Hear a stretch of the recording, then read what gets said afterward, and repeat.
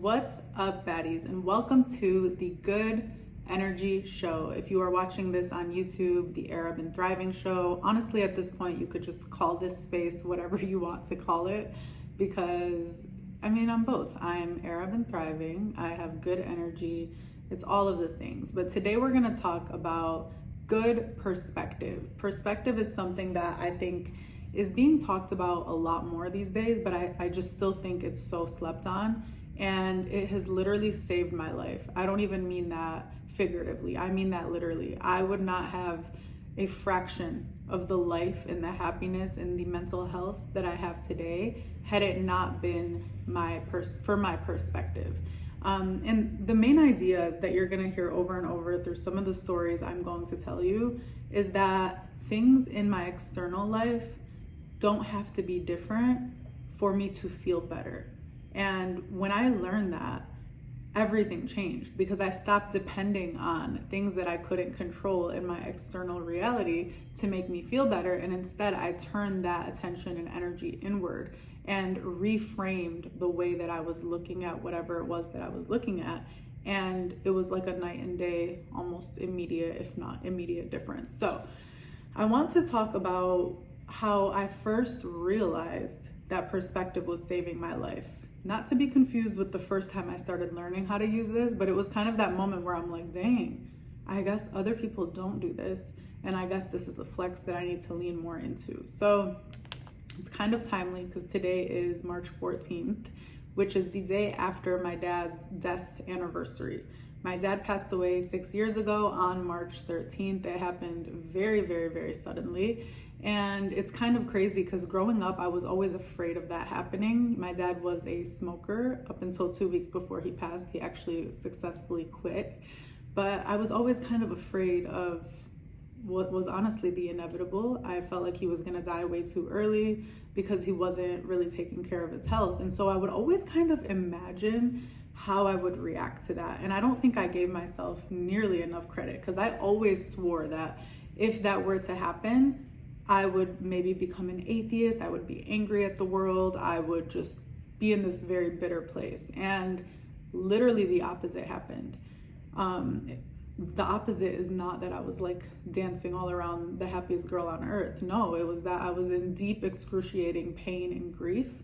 But for some reason, it was the most grateful period of my life. And I think it is due to having that perspective, that skill of reframing my perspective towards positivity, even when I know that things are negative. So I'll tell you a story that, really, really, really kind of changed this for me. So when my dad passed away, and if you're Muslim, you kind of understand that there's protocol. It's not like the same as how other people handle death. We have to get straight to business and figure out the arrangements on how to, cremate the body and bury the person. In my dad's case, overseas. My dad wanted to be buried in Lebanon. So we had to literally book a flight within hours after he died and figure out, who's flying to Lebanon, what flight are we getting on, all of the logistics that are already annoying, but you add it on to just being in deep grief and shock. And you have to go to Lebanon. There's a few different events, I guess you could call them. There was one in the village, the actual burial, and then there was one in the city. So without getting into too much detail about this, the moment that changed my life literally forever was driving up to the village. So we're from, if you are Lebanese, we're from right outside of Sur. It's a village called Klayle, and it's a pretty small town. My dad used to visit a few times a year. He would stay for extended periods of time and was very much so known and loved in that community. But we really had no idea just how much until we started driving up. It's like a winding road on the mountain. It gets really small and intimate. And before we could even turn into the main road of that village, there was this ginormous banner of my dad's face with text in Arabic. And I later got it translated because I couldn't read it that fast. What it said in Arabic was referring to my dad, "Our planet, how short was our time with you?" And they were calling my dad our planet. And just even seeing my dad's face on this banner, it's like, who is this guy? Like, I know who he was to me. I know who he was to my community back home. But clearly, this man, my father, is extremely important to the people in our community, in our village, because there were banners literally all over the village. So in that moment, it's like I had the choice between two different, very different, vastly different, almost mutually exclusive perspectives. I could either be depressed and angry and sad and feeling like this is an unfair thing, which is all very true, right? Or I could be in like utter awe and feel inspired. And almost subconsciously, I selected the latter. I said, like, and none of this is like me saying it out loud, but in that moment, it felt better to feel amazed and proud and in awe of this man that we just lost, and really feel like we are learning him all over again through all of the stories that people were telling us throughout the burial. It was honestly the most unexpectedly beautiful thing I have had the pleasure of being part of. And truly, I say that, like, yes, I had the pleasure of being part of my dad's burial, where I was able to learn from people that I'd never really met before, all of the ways in which my dad impacted them. And I feel so grateful to just have those stories to walk away with, because like that, I was not expecting that at all. So when I say like choosing the perspective that feels best for you, that's going to be something I say over and over again. I think a lot of people hear that and they think toxic positivity, and we'll talk about toxic positivity later. I actually believe that you can't be too positive about your own life. I think where things become toxic is when you impose that onto other people. So even me, with my experience, I would never go to my own sister, who has the closest experience that we could possibly imagine. We're both two young girls that lost their dad way too young. I'm never gonna go to Cece and be like, well, you should look at it like this. That's where it becomes toxic, because she's not experiencing that way. Like, she gets to decide how she wants to experience that, and just because something feels better for me does not mean that it's going to feel better for her, and it's not my place to tell someone how they should be, what perspective they should be opting into. So just keep that in mind for the rest of this conversation, but also know that I reject any feedback that the way that I choose to look at my life is toxically positive. So moving on, we bury my dad, then we go to Beirut with my family. It's my dad's siblings, so my aunts and uncle, my mom, obviously all my siblings. And my mom's siblings live in Lebanon. Our families on both sides were very close. They pretty much grew up together. And so not only were my dad's siblings grieving him, but my mom's siblings were also grieving him. Like my mom and my dad were two of the eldest in their families. And so they pretty much, like, when they got married, they kind of raised their younger siblings together. And so on one of the nights, we would always go on a walk in like the Zaytuna, what's now known as Zaytuna Bay, but at the time it was still kind of like not fully developed, so there was a lot of area to walk around. And so every night we'd kind of go on these walks together as a family, which was another beautiful thing that came out of that phase. Is we spent so much quality time together, sharing stories about my dad and crying and grieving and then laughing, like all of those things all in one. And on one of these walks, my uncle, who's my mom's brother, my family in general is pretty religious. And well, actually, let me rewind a little bit.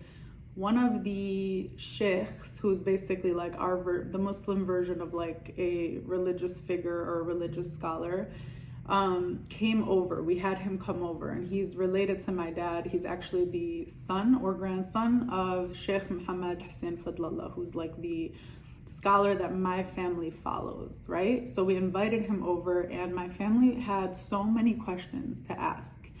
And it was honestly very heartbreaking just hearing the types of questions. They were really looking for perspective. Like, looking back, everybody wanted perspective. They're like, if he passed away at night, does it mean this? Or if he passed away peacefully in his sleep, because that's kind of how my dad died, doesn't that mean that God is like bringing him to heaven? And all these different types of stories that you hear, right? And it was almost this like childlike desire to be told whatever is going to make them feel better. And the sheikh, just doing his job, never gave like a real yes or no answer, because he just kept saying this word in Arabic, mumkin, which means maybe. And my family could not have been more dissatisfied with that maybe. It just didn't feel good for them. They felt like, we want to know, is our brother in heaven or is he not? Is our dad in heaven or is he not? Like, what's really good? Like, please tell me something that is going to give me comfort. And of course, they did not get it from the religious figure, because he can't tell, like, he's not God, so he can't tell them what's happening, right? Fast forward to that night, we all go on a walk. We're with my uncle, and my uncle is also pretty religious. And he was saying some things that I think really triggered my dad's siblings. And he was saying, like, I'm not going to misappropriate what he said, but I think it was something to the effect of like, heaven is not what you think it is. Like, all these images that you have in your head that make you feel better, like, that's all people just making stuff up. You never really know, or I don't know, like, whatever it was that he was saying was not giving my family comfort. And at the time I was walking with my aunt, who was my dad's younger sister. They were very close. They're like best friends. And she kind of like has our arms are kind of whatever you call it. I don't even know why I can't find the word for it, but we're locking arms, and she kind of like veers to another direction because she doesn't want to hear my uncle kind of like talk anymore about what he thinks happened with my dad's soul. And she says something that literally just blew my mind. And I know for a fact, because I know this aunt, she didn't mean to be profound. She just was trying to be funny or real or raw, but it was literally, to this day, the most profound lesson I have ever taken with me. Like, I just take it with me everywhere. And she said in her very cute Middle Eastern accent, you know what, Rima, let's just pick something to believe in and believe in that. And oh my God, in that moment, it just struck me.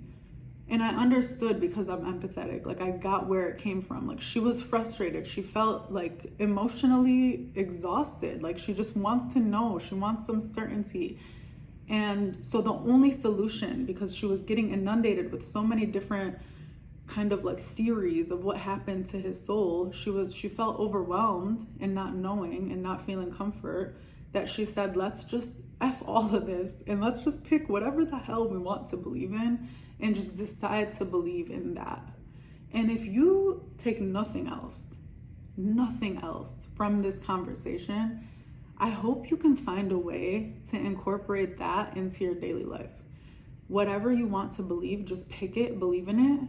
If it feels good and it feels aligned and it's not hurting anybody, emphasis on that last part, just pick that and believe in it. And honestly, that's what I started to do when it came to my dad's death. That's what I started to do with other areas of my life. I'm like, you know what? If I don't know for a fact, what's the point of picking something that makes me feel less good?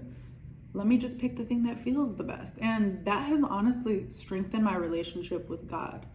There is so much proof in my life that God exists because I'm choosing to believe God exists. It feels better for me. For me, it feels better to believe that my dad, went to a better place. It feels better to believe that my life, I have this purpose, and it's this amazing purpose, and God gave it to me, and he's helping me and guiding me towards this purpose. So one other thing with this is signs. I really choose to believe in signs. And I think in general, with this whole tip of pick something to believe in it, whatever you want to believe in, go ahead. A lot of people who choose to live their life this way are often accused of being naive or idealistic or just kind of out of touch with reality. And I think for the majority of my life, I let that criticism make me feel stupid and make me become overly skeptical. So if you are someone who is I don't want to say overly, if you're someone who identifies as being skeptical, very realistic, maybe even pessimistic, just know that you are in great company, because I fully identify as being a realist. And especially for people like you and I who are realistic and sometimes overly skeptical of things and don't really trust what other people say, this skill of picking something to believe in and just believing in it is so much more of a lifesaver for someone like you and I than someone who's already prone towards optimism or even idealism. And the reason I'm saying this is because a lot of my realism made me a pessimist.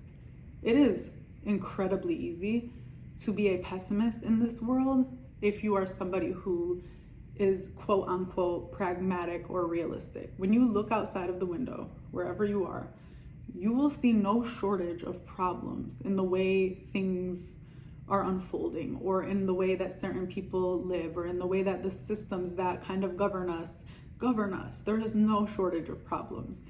So if you're somebody who identifies that way and sees those things very clearly, it is essential and urgent that you learn how to pick what you want to believe, pick the thing that makes you feel good and feels aligned and positive for you, and run with that. Because your mind and the things that you choose to focus on, your thoughts, are going to unfold this path in front of you that becomes your reality. And if your thoughts are prone towards pessimism or even realism, to the point where you can't see bigger than what you see literally in front of you, your path will continue to create more of the reality that you're choosing to see. Whereas if you channel a little bit of idealism, if you are somebody who either chooses to look outside and see things through a rose-colored tint, right? Or if you're somebody who chooses to see something that is not even in front of you yet, you will start to unravel a path that looks a lot different from the path that you've already acknowledged you don't want to be on. If you already are realistic enough to know, quote unquote realistic enough to know that what you're living is not what you want to continue to live, then it would almost be silly to continue to breed the thoughts that would just recreate more of that. So this is kind of my little spiel slash in defense of idealism, because I think it's very slept on. And if you let other people determine how you're going to be, people will totally make you feel stupid for believing in what you want to believe in. But if their lives don't look how you want your life to look, you really need to stop listening to them. Like yesterday, pay attention to the people whose lives look like what you want your life to look like, and see how they think. And I don't know about you, but for me, the people whose lives look so fun and beautiful and positive are people who also think that way. And those are the people that I admire, and the people that, if I'm going to listen to anyone, those are the people I'm going to listen to. So without kind of, making this super lecture-y, I just want to talk about how important this is. Like, this touches everything. I know I talked a lot about life or death, but this also touches relationships. I want to tell you how I thought about relationships for the majority of my life, where I was very single. I was very single in my 20s up until I was like 27. That's when Ahmed and I started talking. And yes, I talked to different types of people, but I didn't, none of those guys were my husband. I just knew it. And so it was never like a real commitment. It was more so just kind of passing the time. But even through all of that, there were long periods of time where I was single and I wasn't texting anyone at night saying good night, and I wasn't texting anyone in the morning and saying good morning. And because I just got to a place where I loved myself and I loved my solitude, I decided, instead of thinking about when is my one gonna come? Of course I'm excited about that and wanting that, but I also realized when that person comes, it's gonna be beautiful and great, but I know I'm gonna miss this time with myself. So, and at the time, I was living home alone in this huge house, 5-bedroom house, my parents' house. My mom was in Lebanon, my dad had passed, my siblings were all over the place, but not home. And I had this whole huge house to myself, my childhood home, my comfort, my safe haven. And every night I'd go to sleep early like a grandma, at 10 or 11, which was early for me at the time. Now I sleep at literally 9. But my favorite moment was when everything just got quiet and I was tucking myself into bed, and I would just feel this immense amount of gratitude for my alone time, this immense amount of gratitude for my singleness, this immense amount of gratitude for just having this precious time to myself, because I had this inner wisdom of knowing that one day I am gonna get married and one day I am, inshallah, gonna have kids, and that's gonna be great. But if I do not take advantage of this time and feel grateful for it and be present while I'm here, I'm going to literally miss this. So instead of missing this, which I still will, let me just savor it, so that at least when I do miss it, when my kids are crying and pooping on the floor and doing whatever kids do, at least I can feel good that I wasn't trying to be somewhere else, when where I was beautiful in itself. At least I can feel assured that I was present in every moment that I was grateful enough to have, instead of wishing that I had a different perspective during that time. And I want to just encourage you to look at your life that way. I did that same exact thing about moving to LA. I knew I was gonna move to LA. And for the younger version of my little Dearborn girl self, moving anywhere outside of Michigan was a dream. But at the point where I was ready to move to LA, I knew that I was going to miss Dearborn so much. I knew that there was literally, and still is, no place on earth like my hometown. So I felt like I needed to savor in it and almost kind of like squeeze the juices out of that experience before moving to this next chapter of my life. So I know I can kind of like never have to look back and never feel like, oh, I wish I would have appreciated that more. So I really, really hope that helps you lean into gratitude and lean into reframing your perspective about whatever your circumstance is. Try it with the big things, try it with the small things. I was studying for my GMAT and I knew I would not improve if I kept telling myself I hated math. So I literally pretended to like math, and it wasn't even pretending. I just focused on the parts of the math equations that I did find fun.